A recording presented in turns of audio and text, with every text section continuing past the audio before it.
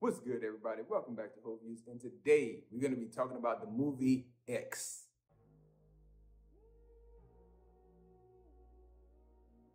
Subscribe to my channel if you haven't so far. Most of the views come from the unsubscribed, so I'd appreciate it if you would hit that subscribe button, hit the alerts, and come back and check out more videos about movies, TV shows, trailer reactions, Firearms Friday, all the different things that we do here at the channel. Before we talk about X, I have to say that this movie bears similarity to another one that I just recently reviewed, Texas Chainsaw Massacre from Netflix. Go ahead and check the comment section because if I can, I'm going to try to pin a comment to a blog post that I'm doing, connecting and talking about how these movies compare and is really not even close. But without further ado, let's go ahead and get into X and all the things that I like so much about this movie. So if I'm being honest, and I gotta keep it 100% real, X is probably the most uncomfortable thing that I've watched in a long time. I know it's billed as a horror, but it really had the ability to be anything it wanted to be. And at about the 40-minute mark, it turns into a horror. It's talking about or dealing with a topic that most people don't discuss. I won't get into spoilers in this video, but I also may come back and do a spoiler video specifically so I can just really express all my disgust at some of the things that we see in the movie. But I have very high marks for this one. I give it an 8.4. And here is where I want to, before getting into the categories of why I scored it, how I scored it, I want to really mention the tiers of movie making. Like, this is A24. This is cinematic. This is very high level cinema. When I talk about Texas Chainsaw, which I gave actually quite a generous score to, it's Netflix. It feels like a microwave movie by comparison to what we see here in X. And the reason why I only bring it up is because on the surface, the premise of these two movies feel very similar, but they couldn't be further from different films. So let's go ahead and get into, what I like so much to give it such a high mark and why I call it top tier cinema and movie making. The story. I give the story a 10 out of 10, mainly because the story that's being told has the option of being whatever it wants to be.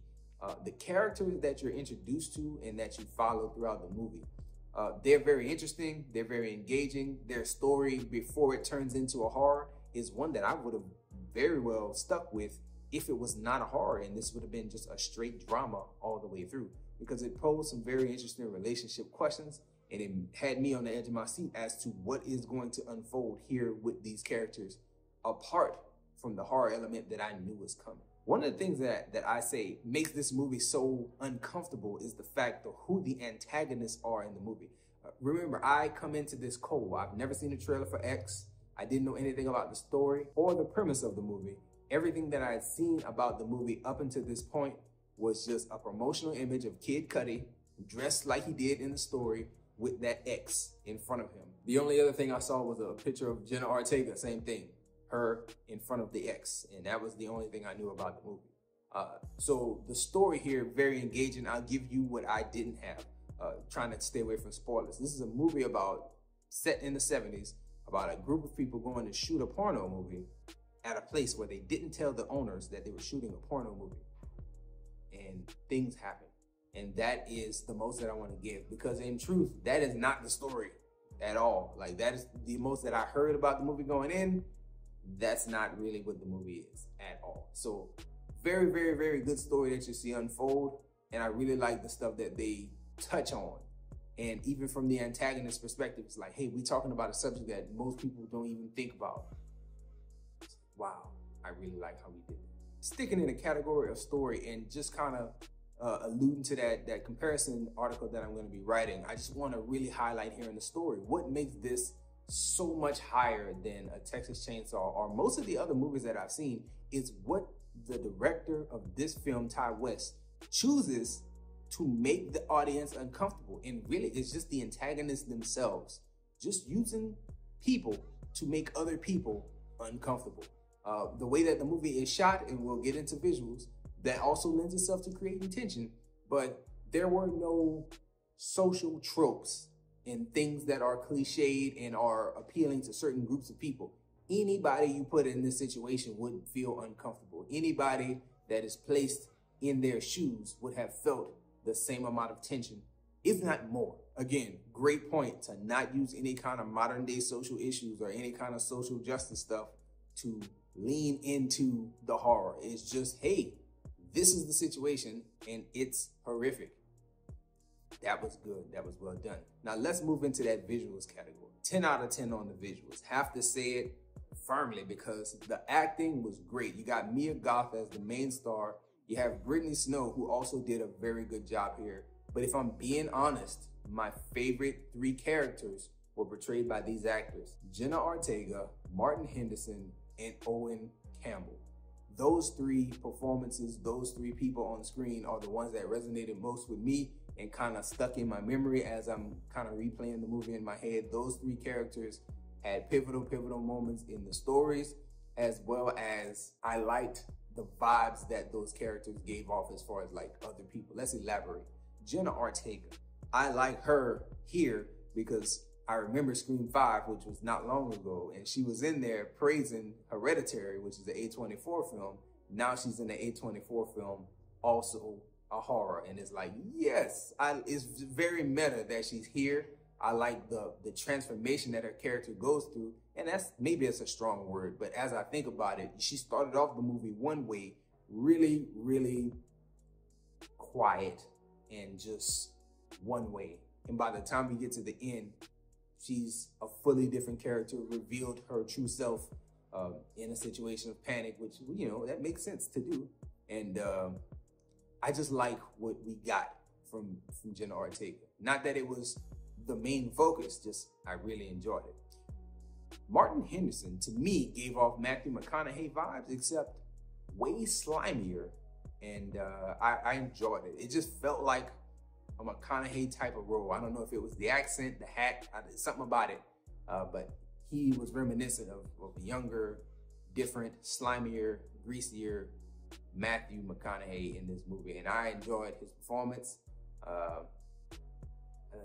That's all I'm gonna say without spoiling it. And Owen Campbell, I like Owen Campbell's performance here because his character had conviction throughout the film. And his conviction is what gave validity to the film and everything that was happening. The fact that he truly believed in what they were doing with the porn movie that they were there to make, as well as his connection to his girlfriend and the relationship that was being tested through everything that was going on in the movie. I really liked him. He had a very powerful moment that really kicked off all the action, and I liked what we got from Owen Campbell. I really did. Bringing it back to what makes this top level filmmaking is the cinematography here. The shots that they choose to use create tension. There's a scene in a lake that as the scene was being, unfolding, I was like, oh my God, it's very nerve-wracking. I think that I audibly cursed in the theater, like, I don't want to see how this is going to end. Although, your eyes are glued to the screen and you want to see how it's going to end. So cinematography for certain. There's several different editing features that happen throughout the movie that's like cuts. And I want to know if there's something more to that. Kind of makes me want to investigate A24 and their films a little bit more. Some people were giving me some theories, and it left me with a lot to think about. But visually, again, there's a scene in which characters are like, it's a wide shot, and then characters like walk into frame. It's just interesting that they shot it the way they shot it. There's quite a few creepy scenes with creepy characters doing creepy things, and it's shot from their perspective, and it's very good. It's very good as far as the things that you're looking at. Very nicely put together on the screen. I enjoyed it, and it created a great visual experience. Everything that you're going to be watching is going to be impressive. The pace to me was kind of a tough part to grade because I like the fact that this movie is short. It's like an hour and 40 minutes, and it's real tight. The story has no filler to it. It does not speed its way through anything. Just like the antagonist of this film, I don't want to give away anything, but the antagonist is very slow and deliberate. Like, they walk from situation to situation. This movie does not run from event to event. Just like its antagonist, it slowly goes from this moment to that moment. This moment to that moment. And because it chooses to do that, I think that everyone will not love the film because of it. If you have an audience member who's there to see a true slasher, I think that they may be let down about the pace of the movie, that it takes its own time to set everything up. And then once the dominoes start to fall, they fall, but they fall slowly. And I think that might turn some people off. I was fine with it.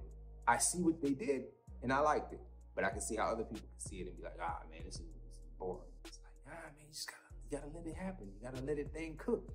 And I thought it came out well. I was happy with the pace, but I took off points because I could see other people not being so happy with the pace. Also, that might be divisive among the super slasher fans and the horror fans, might be its entertainment value. Some people may feel like you're not scared enough by this. For me, I'm giving that entertainment score a 10 out of 10, and here's why. We watch horrors to be scared. Now, as a grown man, at my age, it's hard to scare me, but it's not hard to make me uncomfortable. And this is the most uncomfortable thing that I've watched. Again, tackling a subject matter that is extremely uncomfortable. There's lots of tense moments here. There's a few jump scares here, but most importantly, the overall vibe, starting at about 35, 40 minutes in. After you get to know everybody and what's happening, it becomes incredibly uncomfortable to look at. And it stays uncomfortable to the very end. Finally is rewatchability. I give the rewatchability a 5. The reason why is because I do recommend it, but I know good and well that a lot of people that if I recommend it to them, they may not like it. And it's a few reasons. So I didn't go in knowing that it was about people shooting a porn. They're shooting a porn, so there's gonna be sex scenes. Knowing that, I was like, oh, well, I imagine there's gonna be some sex scenes here. I felt uncomfortable with them. I got over it because I knew I was coming to see an R-rated slasher. I knew there was gonna be somewhere, some boundaries of mine were gonna be pushed. I'm fine with it. Don't hurt the movie score because of things that I may be personally uncomfortable with. The violence that's present in the movie is not as crazy as you might think. You might imagine, because I keep using the words uncomfortable, you might imagine that there's some super hyper violence in this thing. And there is, but it's not too much. And I think it's something that anybody could overcome knowing that you're watching a slasher. The most uncomfortable thing is just the antagonist and the things that the antagonists do. It is something that I want to rewatch, definitely. But I also know that if I rewatch it, it's going to be me rewatching it. I don't think this is for my wife. I can't see many of my friends that I watch movies with and talk about movies with liking it. So I give the rewatchability a lower score because of that. I don't see me being able to say like, yeah, let's get together as a group and watch this. Like, nah, I think, again, that antagonist presence is going to turn off so many people that they're going to want to turn it off, along with the pace. That does not stop this from being a top tier movie though. So let me be clear for anybody. This is a top tier film. So if there's Netflix horrors and then, you know, the random slashers, like they're gonna be here, even if you give them like a 7. I think I gave Texas Chainsaw like a 7 out of 10, something like that. This is on a whole nother scale and it's very high up there. It's incredibly good. I enjoyed it and I definitely will watch it. Please let me know what you think about it in the comment section because I feel like it's an incredibly good film that was done really well and it made my skin crawl. Did it make your skin crawl? That's the question. Let me know in the comment section. Please check back for that blog post. If you check the comment section, check the description, it may be in there. Go to the blog in the description. Check back there so you can see that blog post comparing two movies that seem very similar on the surface. And we'll see how different they are when actually breaking them down. That's all I have for this review. Enjoy yourself, guard your heart, and go watch something good.